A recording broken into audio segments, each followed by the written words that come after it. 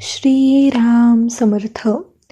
जयाचा जनी जन्मनामार्थ झाला, जयाने सदा वासनामात केला.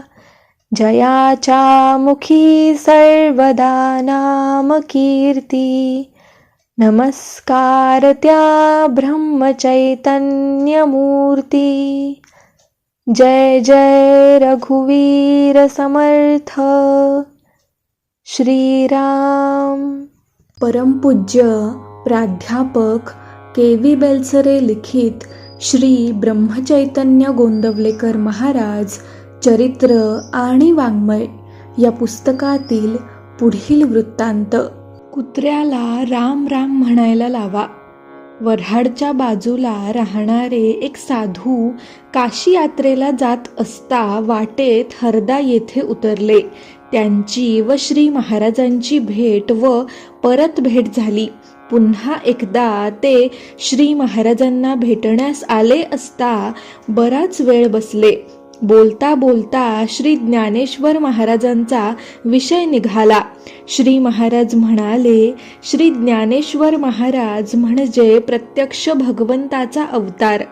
कुरुक्षेत्रावर गीता सांगणारे भगवान श्रीकृष्ण कपडे बदलून ज्ञानेश्वरी सांगायला आले. दोघांत मुळीच फरक नाही. साधू म्हणाले, आम्ही तर श्री ज्ञानेश्वर महाराजांना आमची आईच मानतो. त्यांची आमच्यावर पूर्ण कृपा आहे. आमचे सर्व हट्ट ते पुरवितात. आम्ही जर आज रेड्याकडून वेद बोलवण्याचे मनात आणले तर माऊली तो हट्ट देखील पुरवतील. कलियुगात रामोपासना काही इतकी फलदायी नाही. हे शब्द ऐकल्यावर देखील श्री महाराज अगदी शांतपणे व प्रेमाने त्यांना म्हणाले, छे छे, आपण असे बोलू नये. रेड्याकडून वेद वदविणे हे श्री ज्ञानेश्वर महाराजांनाच शक्य होते. शिवाय त्यांचा काल, त्यांची परिस्थिती, त्यांचा हेतू, त्यांचा अधिकार आणि त्यांचा रेडा देखील सर्वच निराळे होते. मी त्या गोष्टी करीन असे आपण म्हणू नये. आणखी बरेच बोलणे झाले तरी ते काही केल्या ऐकेनात. ते पुन्हा म्हणाले, आम्ही बरोबर रेड्याकडून वेद बोलवू. यावर श्री महाराज देखील म्हणाले, तुमचा रेडा वेद बोलेल तर आमचा कुत्रा राम राम तरी खास म्हणेल. हे संभाषण होताना गावातील प्रतिष्ठित मंडळी हजर होती. त्यांच्यात एक मोठे हुशार पण तितकेच उपद्व्यापी वकील उपस्थित होते. त्यांनी दुसऱ्या दिवशी सकाळी एक कुत्रा धरला, त्याच्या गळ्याला साखळी बांधली आणि मंदिराच्या दारात त्याला बांधून ठेवला. मग तो येऊन श्री महाराजांना म्हणाला, महाराज, मी कुत्रा आणला आहे, त्याला राम राम म्हणायला लावा. हे ऐकून व तो कुत्रा पाहून श्री महाराज मनापासून हसले व त्याला बोलले, अहो, तुम्ही वकील असून असे कसे मला करायला सांगता? काल आपले जे ठरले आहे ते तुम्ही बरोबर समजून घ्या. माझा कुत्रा राम राम म्हणेल ही गोष्ट खरी, पण केव्हा? त्यांचा रेडा वेद बोलेल त्यानंतर. म्हणून तुम्ही आधी त्यांच्याकडे जा, त्यांच्या रेड्याकडून वेद बोलवून घ्या आणि मग माझ्याकडे या. वकिलाला श्री महाराजांचे म्हणणे पटले आणि तो त्या साधूंच्याकडे गेला. त्यांच्यापाशी बरीच भवती न भवती होऊन मूळ मुद्द्याविषयी काहीच निश्चित निकाल लागेना. म्हणून तो निराश होऊन पुन्हा श्री महाराजांच्याकडे आला. त्याचे म्हणणे एकच, माझा कुत्रा राम राम म्हणेल असे शब्द सर्वांसमक्ष तुम्ही बोलला. ते शब्द आता खरे करा. श्री महाराजांनी त्याला परत त्या साधूंच्याकडे पाठविला. तेथे त्यांची बाचाबाची झाली व तो परत आला. संध्याकाळची वेळ होऊन दिवे लागले होते. ते गरीब बिचारे कुत्रे सकाळपासून संध्याकाळपर्यंत दारात बांधून ठेवलेले होते आणि मंदिरामध्ये रामाच्या समोर श्री महाराज आणि तो वकील या दोघांचा सारखा संवाद चाललेला होता. बोलण्याच्या ओघामध्ये त्याला गुंगवून श्री महाराज एकदम म्हणाले, "का हो वकील साहेब, पुराणांतल्या गोष्टींवर तुमचा विश्वास आहे का?" वकिलाने उत्तर दिले, "छे, मुळीच नाही." श्री महाराज पुढे म्हणाले, "रामाने अंगदाला रावणाकडे शिष्ठाईला पाठविले असे रामायणामध्ये वर्णन आहे." यावर वकील म्हणाले, "महाराज, अहो, अंगद हा माकड होता. माकडाला माणसासारखे कसे बोलता येईल?" पुन्हा श्री महाराज बोलले, "परंतु राम हा भगवंताचा अवतार होता." वकिलाने उत्तर दिले, "अवतार झाला म्हणून काय झाले? जनावराला बोलता कसे येईल?" तेव्हा श्री महाराज हसले आणि त्याला बोलले, "कसा उलटा न्याय आहे बघा. जनावराला माणसासारखे बोलता येणे अशक्य आहे असे तुम्ही एकीकडे मोठ्या जोराने सांगता आणि पुन्हा दुसरीकडे तुम्हीच कुत्र्याला राम म्हणायला लावा असा आग्रह मला करता. तुमच्या म्हणण्याप्रमाणे रामरायाला देखील जे करता आले नाही ते तुम्ही मला रामाच्या दीनदासाला करायला सांगता. हे काही सरळ विचाराला पटत नाही." यावेळी मात्र वकिलाची मती गुंग होऊन गेली. क्षणभर तो गप्पच बसला, परंतु लगेच श्री महाराजांना अडविण्यासाठी बोलला, "महाराज, तो कुत्रा जाऊ दे आणि त्याचे राम राम बोलणे राहू दे.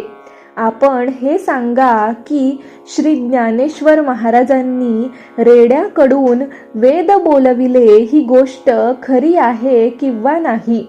श्री महाराज म्हणाले, "निस्संदेह खरी आहे, परंतु माझे सांगणे इतकेच की श्री ज्ञानेश्वर महाराज हे प्रत्यक्ष भगवंताचा अवतार असल्यामुळे त्यांनी ज्या गोष्टी केल्या त्या आपण देखील करू असे म्हणणे हे अगदी अयोग्य आहे. ज्याच्यावर भगवंताची पूर्ण कृपा झाली आणि ज्याला भगवंताशी अनन्य होण्याची युक्ती साधली त्याला चमत्कारांची किंमत राहणार नाही असे जरी खरे तरी त्याच्या हातून चमत्कार घडणार नाहीत असेही नाही.